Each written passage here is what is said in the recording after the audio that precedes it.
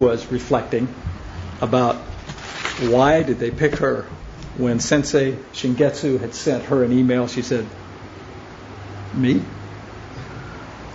Likewise, when I got the email from Roshi saying, "So Shōgen, run a Zazenkai, do another talk, do some interviews." I said, "What? Shōgen?" Maybe I was on the wrong email list or something. And I can tell you there are some people that were more surprised than I was. So thank you for taking your time out of your busy worlds. What just came up for me, there's that little Mary Oliver poem that I love. The old poets of China. Wherever I go, the world offers me its busyness. It does not believe.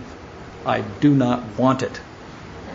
Now I understand why the old poets of China went so far and so high into the mountains, then crept into the pale mist. And we're kind of doing that today. We've climbed up Great Dragon Mountain. And earlier in the day, we actually had some pale mist out there. I see it's all burned away now. But here we are, giving up some time and just sitting together. Last month I gave a talk, and I called it When Death Comes. And in that talk, I mentioned a friend of mine, Lori Adolph. She's the director of spiritual care at the California Men's Colony, CMC, and she runs the hospice program there. And I am a chaplain there, a Buddhist chaplain, and then I also work with Lori in her hospice program. And she has a plaque on her wall, and the plaque reads, "The dying are our best teachers." And that really got me to thinking. I work hospice as a hospice chaplain. That's my main gig. And I've often felt that they're our best teachers. But we also have all these other sayings. Our enemies are our best teachers, right? I think we've all heard that. They test you on forgiveness, strength, compassion, and faith in yourself. And then the Dalai Lama, in a similar vein, said, if you can cultivate the right attitude, your enemies are your best spiritual teachers, because their presence provides you with the opportunity to enhance and develop tolerance, patience, and understanding. So, I've also heard that our greatest enemy is ourselves. We've probably all heard that. So, as I noodle that, I rationalize or think that, well, if our greatest teachers are our enemies, and we are our worst enemies, I guess that means that we must be our best teachers. Does everybody follow that? So, actually, I'm always up here. It seems. I can't tell you how many times I've been in face-to-face with Roshi, and she said, "Shōgen, get out of your head. Get down into your body." Recently started work with a doctor of osteopathy, and I don't know if any of you are familiar with that, but they have the full medical background, schooling, and all this, but they do this kind of really gentle manipulation, so it's just soft as can be. My first interview was 3 hours long with this doctor of osteopathy. They talk to you, they get your life history, and on and on. Toward the end, she said, "Mark," she doesn't know my Dharma name, "get out of your head."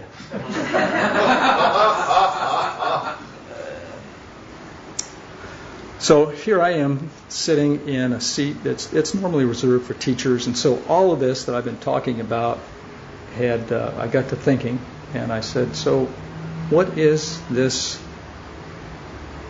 stuff about teaching? And I researched the heck out of teachers and students and that relationship, especially as it applies to the world of Zen and Buddhism. And of course, I started at the source of all knowledge, Wikipedia. What does teacher mean? And they say a teacher is a person who provides education for pupils, and then in parentheses, children, and students, in parentheses, adults.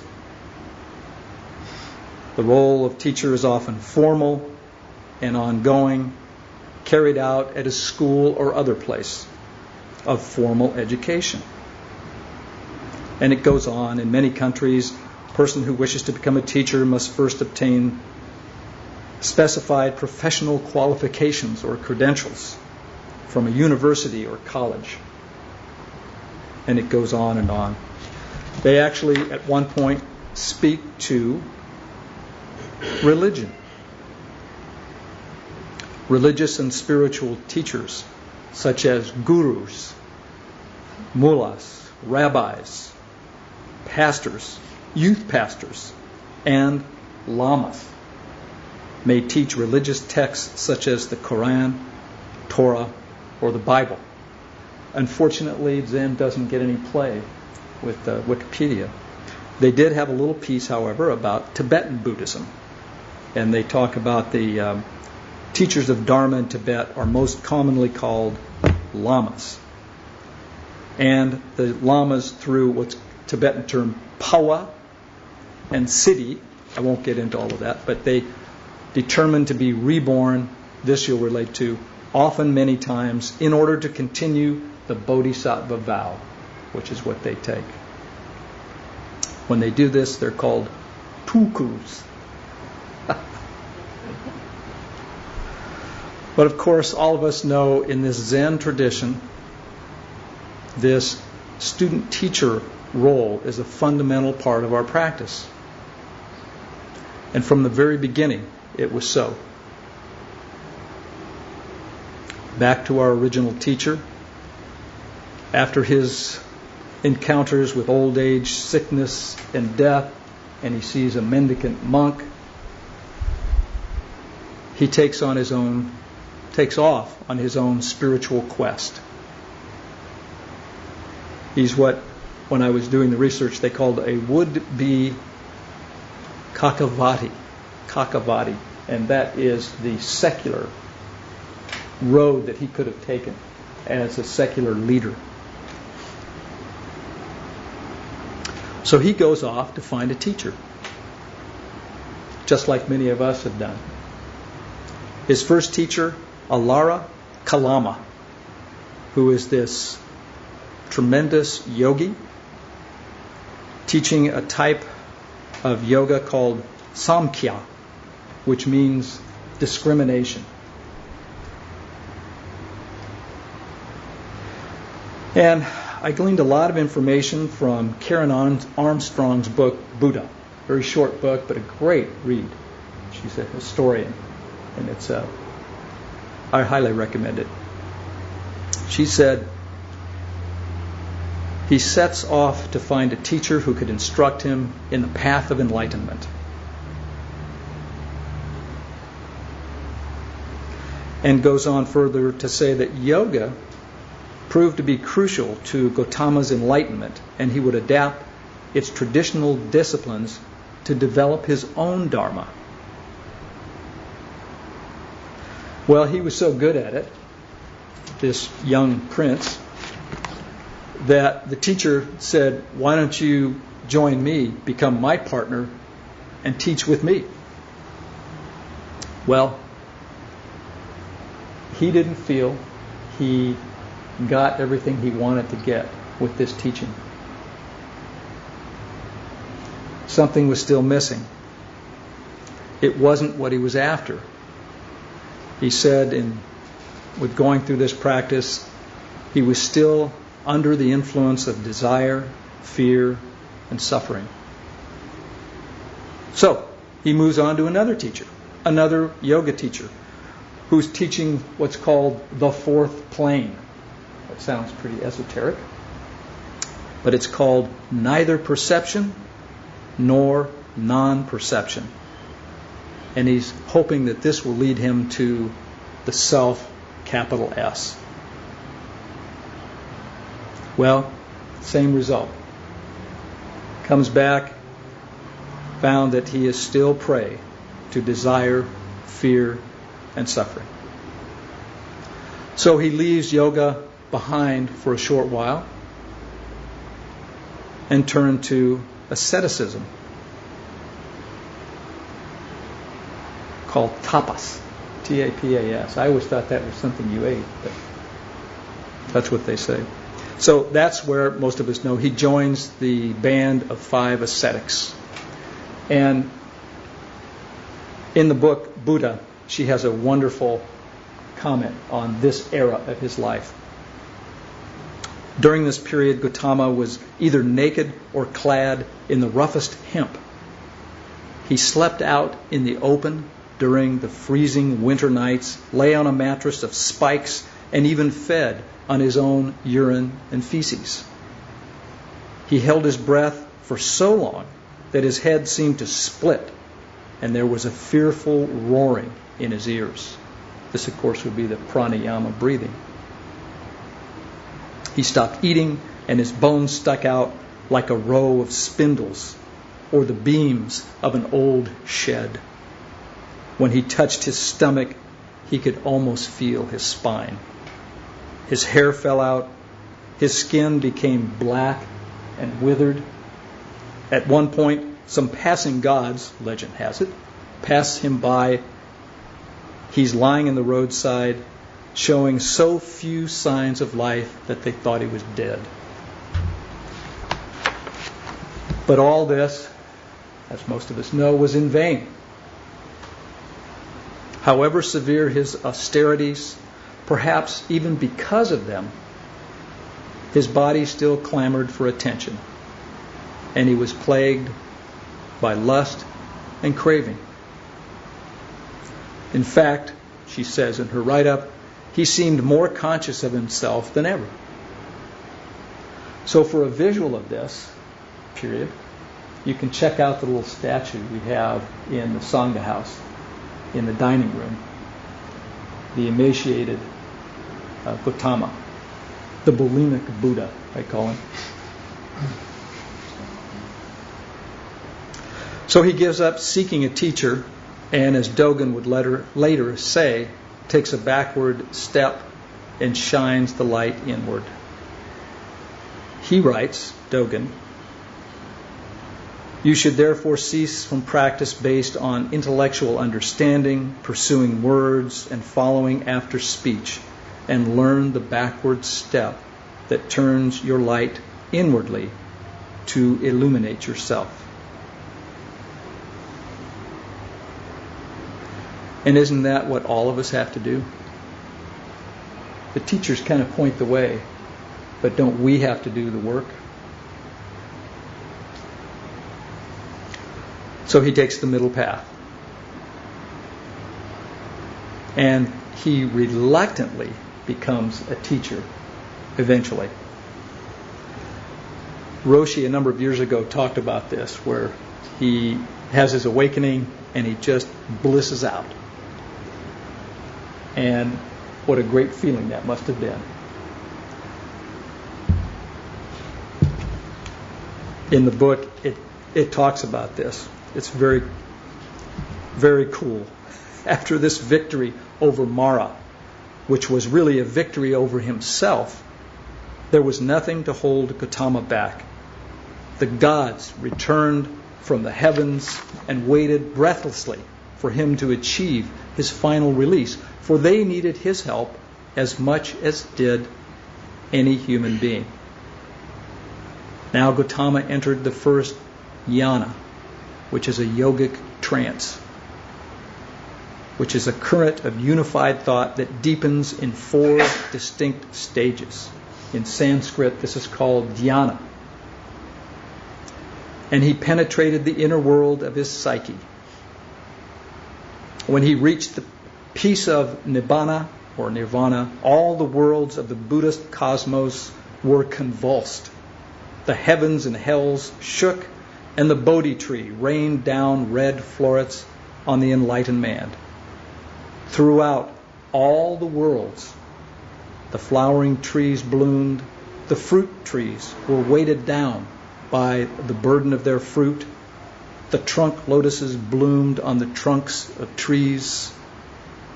The system of 10,000 worlds was like a bouquet of flowers sent whirling through the air. The ocean lost its salty taste. The blind and deaf were able to see and hear. Cripples could walk, and fetters of prisoners fell to the ground.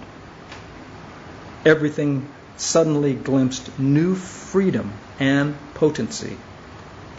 For a few moments, each form of life was able to become more fully itself. I would bliss out too.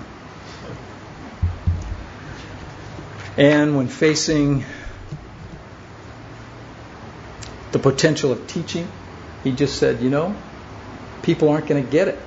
They're not going to understand this. And it's going to be exhausting and frustrating to me if I do it. Well, again, as legend has it, the gods intervene, talk him into it, and, the rest of his life, he teaches, fortunately for us. There's another key person in our lineage, Dogen Zenji. He's the founder of our school. And there are many parallels that I found between the two. Dogen was born into aristocracy, as was Buddha.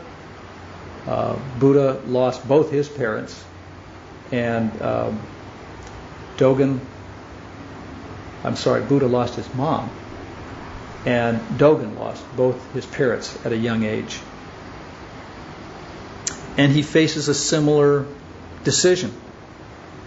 They both have to decide whether they're going to be monks. Dogen is given this opportunity, and this is something that he's wanted to do since his mother's funeral, was to become a monk. But he was born into aristocracy, his mom dies, and then he gets adopted by his mother's younger brother.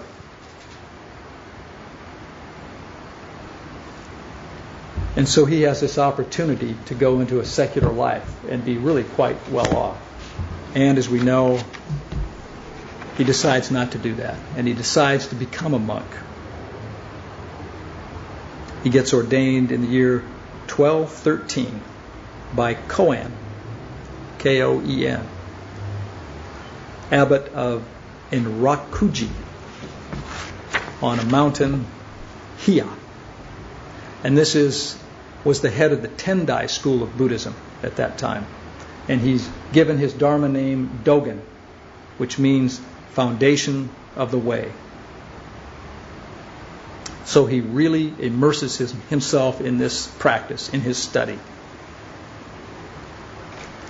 But not unlike Buddha, he kind of hits a wall and isn't satisfied with the teaching.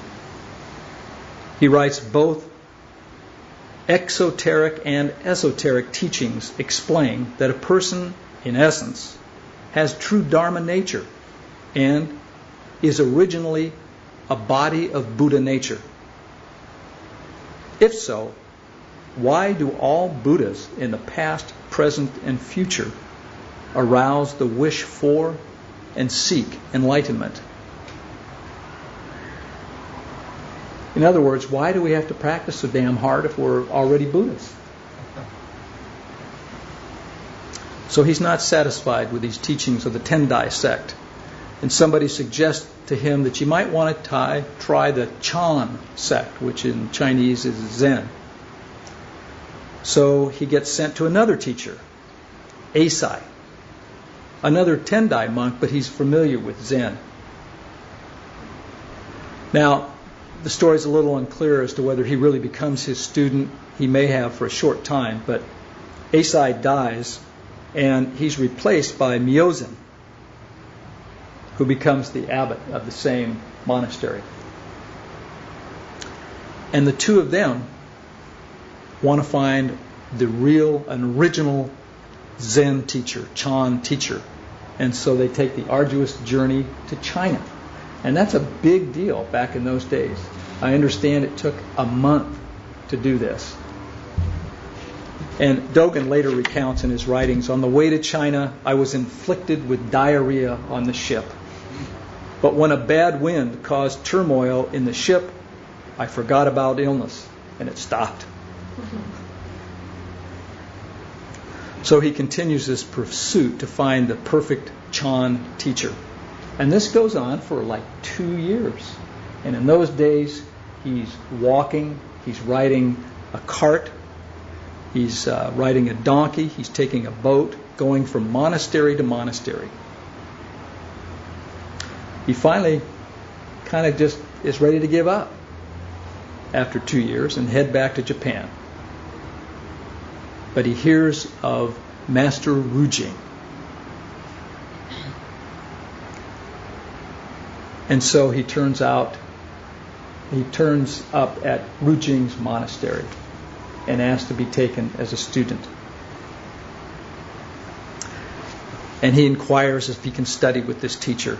And this is kind of cute. Rujing, obviously sensing that this is a pretty serious student, highly qualified young man, responds to him and he says, yes, you can come informally to ask questions anytime, night or day, from now on. Don't worry about formality. We can be like father and son. He signed it, Old Man at Mount Daibo. And of course, this is the poem that I read at the start, where he's honoring his teacher. And the rest, as they say, is history. Body and mind drop away while he's studying with this teacher. And he goes back to Japan and founds the Soto school. And of course, we revere our teachers right to this day. This morning, those of you that were in service, we did the women lineage and chanted, going back a long way. This was Prajna Paramita up to Maizumi Roshi's mom, on Toku, Inden, Kasho, Miyoke, Zeni, 81 of them.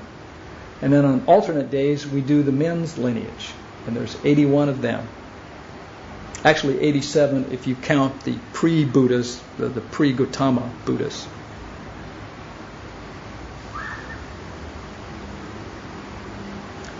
Pema Chodron is a Tibetan teacher, pretty well known.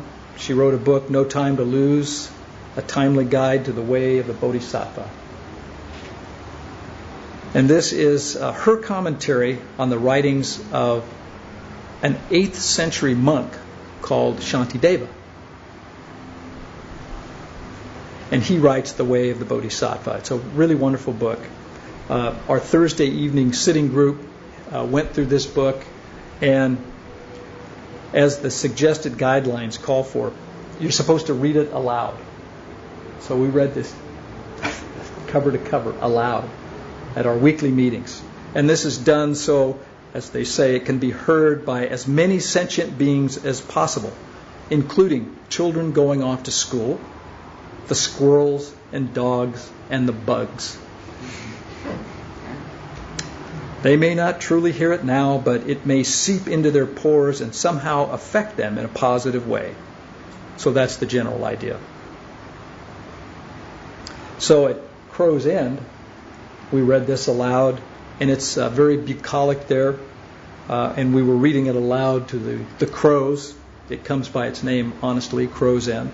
The deer, the frogs, the crickets, the occasional skunk and raccoon.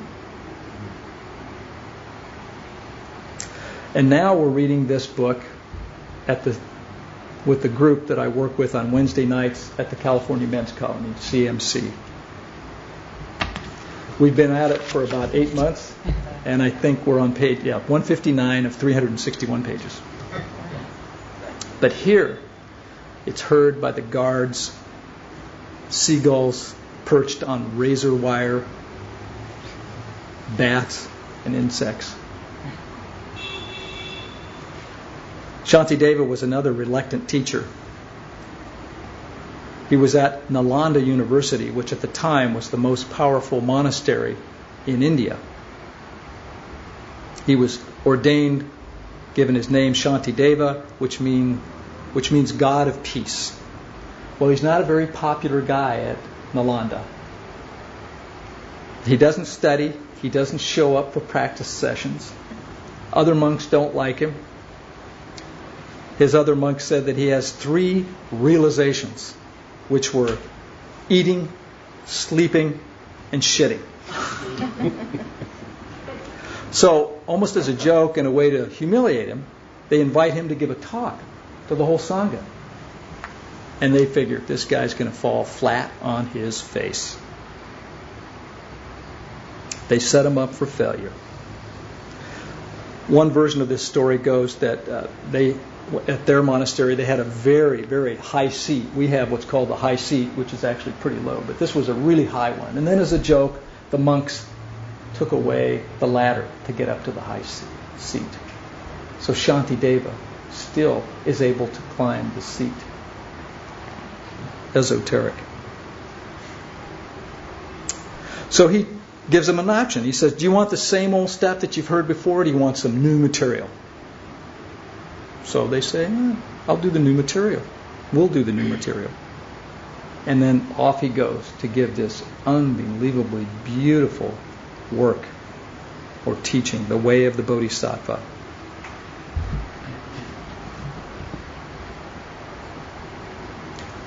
The last of it, it's kind of cool. He does a section on emptiness called the unconditioned, inexpressible, dreamlike nature of all experience.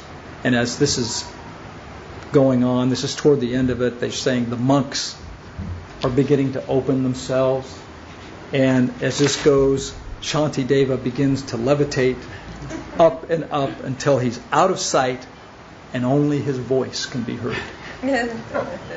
He disappears, never to be seen, and is said to have wandered India as a yogi for his remaining days.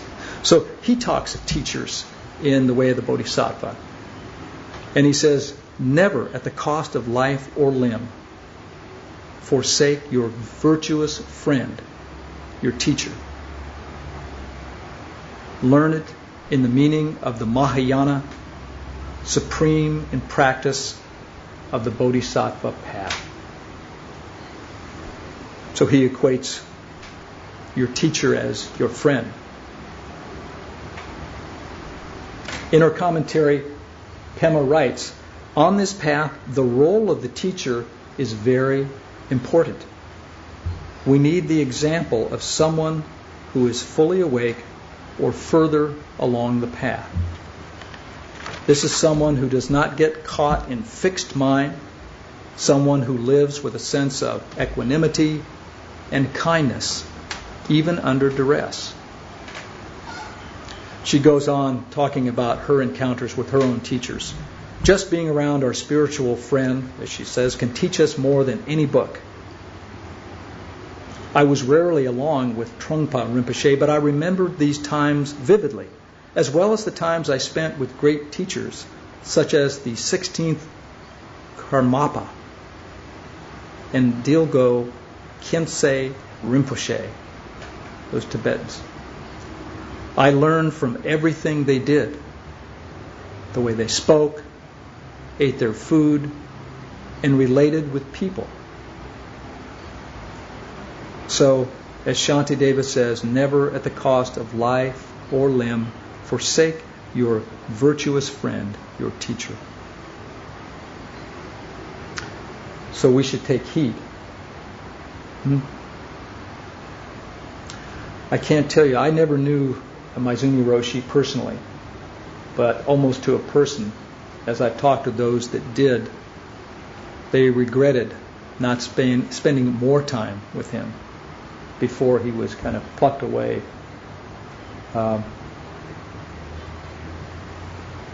Very untimely. In the earlier days of my practice with Roshi, I was very reticent about going in to see her. And I would do, Faith Mind can attest to this. She practically had to force me in. You know, it was too embarrassing, too humiliating, too intimidating. I had nothing to say. It's not easy looking in the mirror, huh? Now things have changed for me, and I try to get to the front of the line so I can see her as much. Still might not have a lot to say. Still may get blown out of the water. But, you know, not to be morbid, but how much time do we have with her?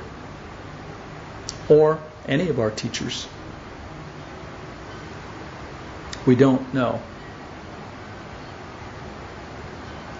So take advantage of her presence and the presence of our other teachers. Squeeze every opportunity that you have to be with them.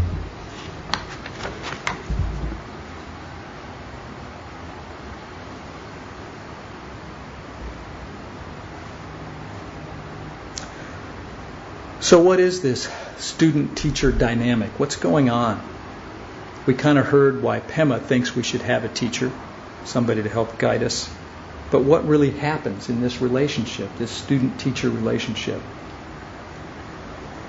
Dogen says the teacher and the student are united through affinity with Dharma and with each other.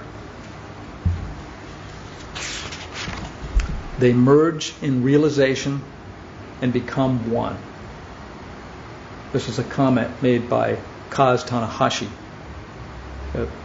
Some of us know Kaz. He's actually been here. He's a famous calligrapher. He wrote the book recently, The Essential Dogen, with Peter Levitt. The Essential Dogen, Writings of the Great Master, the Great Zen Master. And it's really kind of a neat book. Those of you that know Dogen realize he was unbelievably prolific, volumes and volumes. And so what they've done is kind of condensed a lot of the work, taking some of the best of it, and categorized them according to theme. One of the themes happened to be students and teachers. And one section in that theme is entitled Affinity and Merging.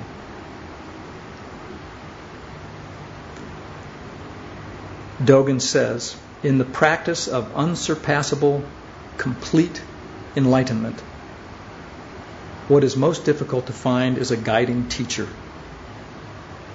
The guiding teacher should be a strong person, regardless of being a male or female. The teacher should be a person of thusness, with excellent knowledge and wild fox spirit. And wild fox means transformative, whether living in the past or the present.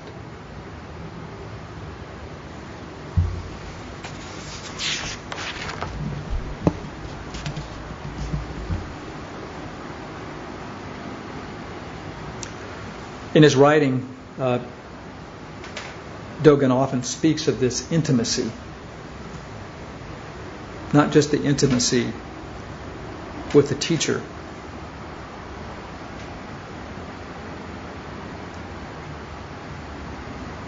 for Dogen, intimate means close and inseparable, no gap.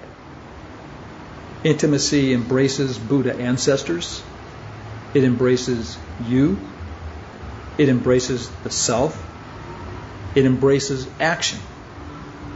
It embraces generation. It embraces merit. It embraces intimacy.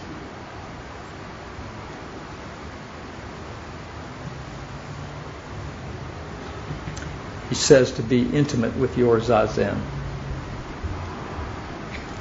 The other author, Levitt, that I mentioned, goes in further about intimacy. He says intimacy means non-dual. It's another word for original wholeness. To clarify the point so that there is no confusion, the fact of oneness does not imply that we do not have personal lives, each with individual attributes.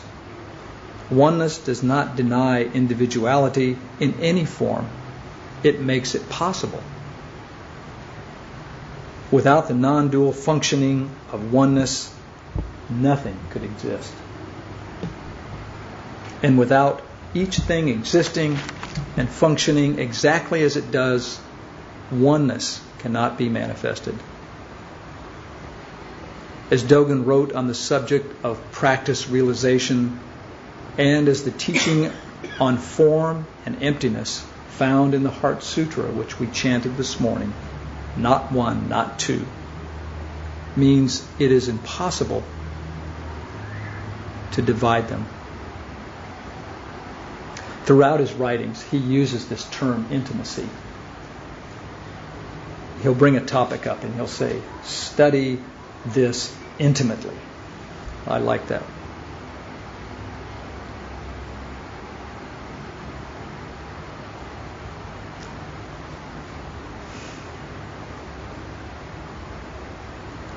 I have so much more. I wanted to talk about the shadow side of teachers. Everything in life has shadow side. Teachers, no different. On occasion, our teachers and students have fallen from grace, crossed boundaries, scandals arise. It's happened in a lot of Zen centers. It's happened here at ZCLA. Roshi has been consulting with some other Zen sanghas that have been decimated from scandal. And we're not alone, of course, in Buddhism. All the faith traditions have their issues arising. In fact, anytime you get people together. So Roshi and the teachers will be addressing some of these things. She's doing really a wonderful job. ZCLA, we've created these core documents, one of which is the Statement of Right Conduct, which sets forth 5 categories of harmful conduct and how we deal with them when and if they arise. So we're trying to educate ourselves and set up policies to protect, to set boundaries and to protect one another. Roshi's connected with a group called the Faith Trust Institute. It's a national multi-faith, multicultural training and education organization, according to their website, with global outreach. And it was founded by Dr. Marie Fortune. And she is friends with Roshi. Roshi has actually used her for a workshop recently with the teachers group in our lineage, the White Plum. And some of us has tried to do an online workshop, which was a lot of work, and some of us didn't finish. A few of us did. But in that, there's a couple books, Sex and the Spiritual Teacher, Why It Happens, When It's a Problem, and What We Can Do About It, by Scott Edelstein, and another called At Personal Risk, Boundary Violations in Professional Client Relationships, by Marilyn Peterson. And they're good books. They're good to read. She's got the priest reading it and some others, and we'd like to kind of share this information.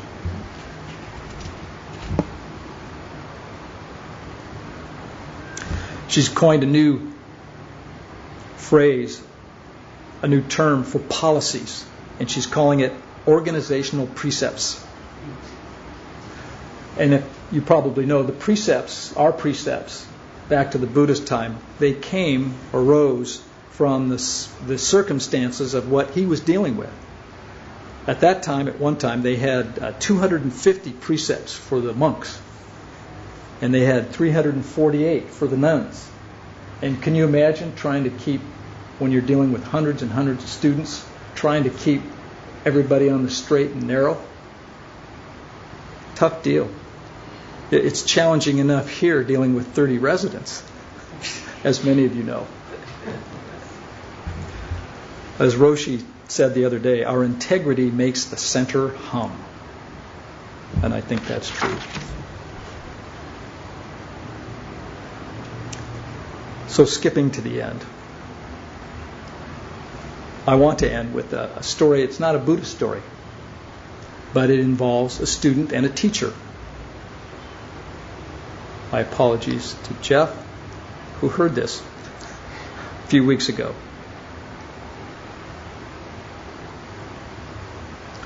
It kind of reminds me a little bit, you'll see the connection probably, of that great movie, It's a Wonderful Life, 1946, Jimmy Stewart, where he plays George Bailey, guy who has given up his dreams to help others.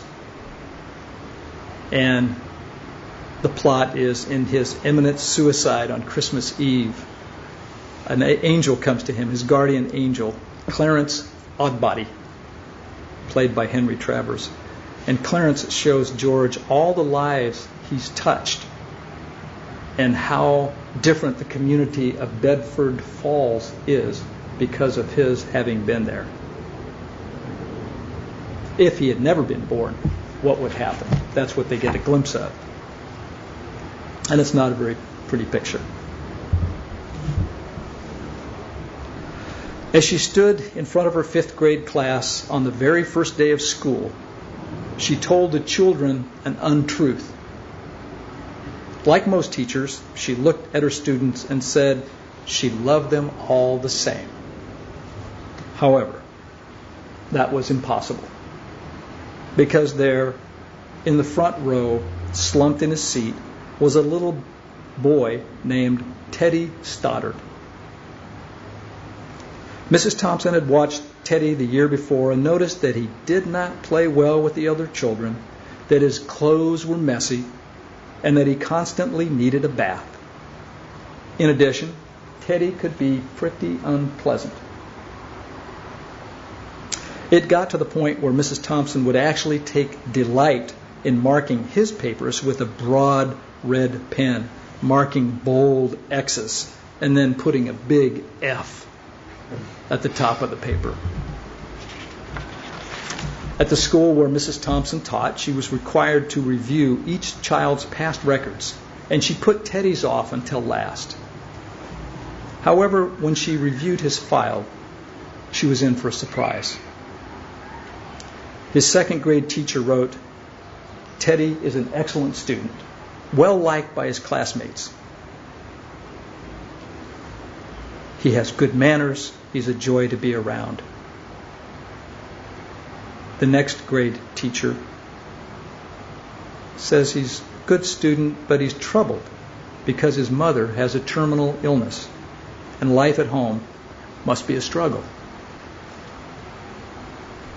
His 3rd grade teacher wrote, "His mother's death has been hard on him. He tries to do his best, but his father doesn't show much interest, and his home life will soon affect him if some steps aren't taken." Teddy's 4th grade teacher wrote, "Teddy is withdrawn and doesn't show much interest in school. He doesn't have many friends, and he sometimes sleeps in class." By now, Mrs. Thompson realized the problem, and she was ashamed of herself.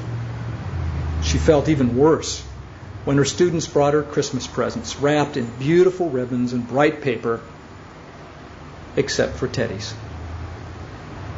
His present was clumsily wrapped in the heavy brown paper that he got from a grocery bag.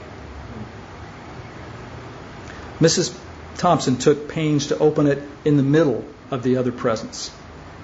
Some of the children started to laugh when she found a rhinestone bracelet and some of the stones missing, and a bottle that was 1/4 full of perfume. But she stifled the children's laughter when she exclaimed how pretty the bracelet was, putting it on and dabbing some of the perfume on her wrist. Teddy Stoddard stayed after school that day. just long enough to say, "Mrs. Thompson, today you smell just like my mom used to." After the children left, she cried for an hour. On that very day, she quit teaching, reading, writing, and arithmetic. Instead, she began to teach children. Mrs. Thompson paid particular attention to Teddy. As she worked with him, his mind seemed to come alive. The more she encouraged him, the faster he responded. By the end of the year, Teddy had become one of the smartest children in the class. And despite her lie that she would love all the children the same, Teddy became one of the teacher's pets. A year later, she found a note under her door from Teddy, telling her that she was still the best teacher he ever had in his whole life. 6 years went by before she got another note from Teddy.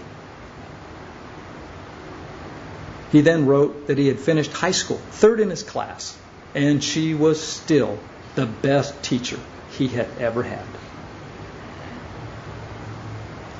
4 years after that, another letter, saying that while things had been tough at times, he'd stayed in school, had stuck with it, and would soon graduate from college with the highest of honors.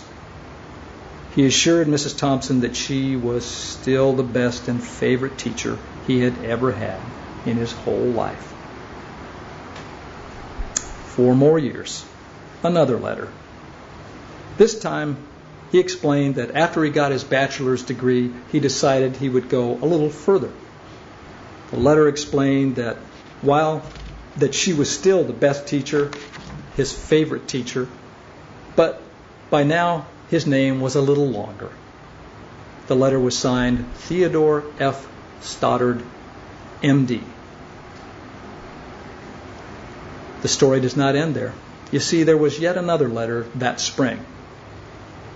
Teddy said he had met this girl and was going to be married. He explained that his father had died a couple of years ago, and he was wondering if Mrs. Thompson might agree to sit at the wedding in the place that was usually reserved for the mother of the groom. Of course, Mrs. Thompson did. And guess what?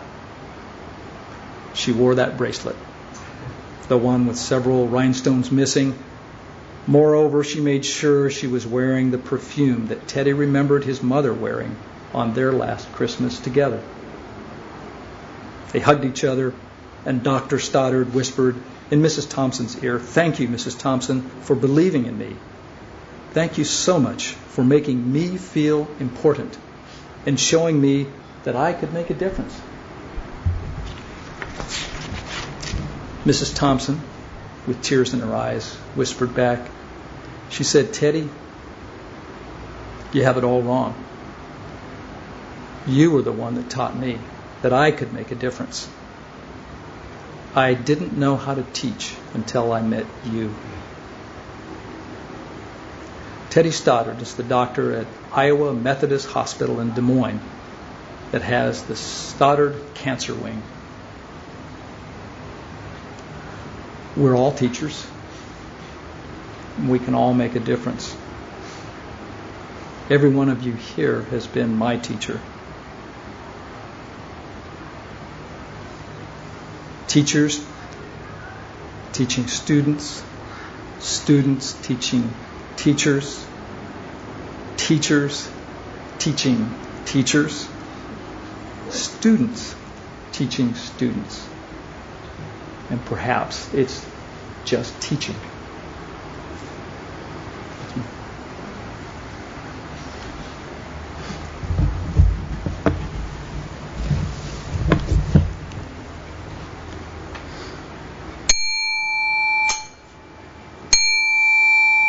Sentient beings are numberless. I vow to serve them. Desires are inexhaustible. I vow to understand them. The Dharmas are boundless. I vow to practice them. The Buddha way is unsurpassable. I vow to embody it